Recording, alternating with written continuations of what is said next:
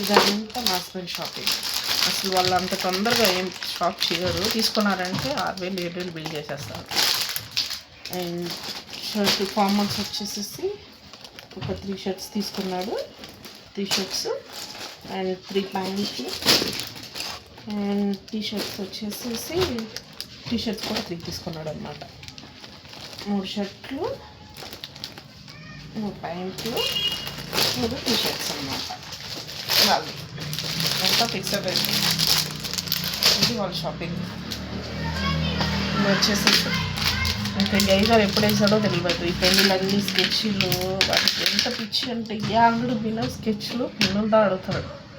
ఇంకా వేరే ఏమీ అడగడు. పెన్నులు.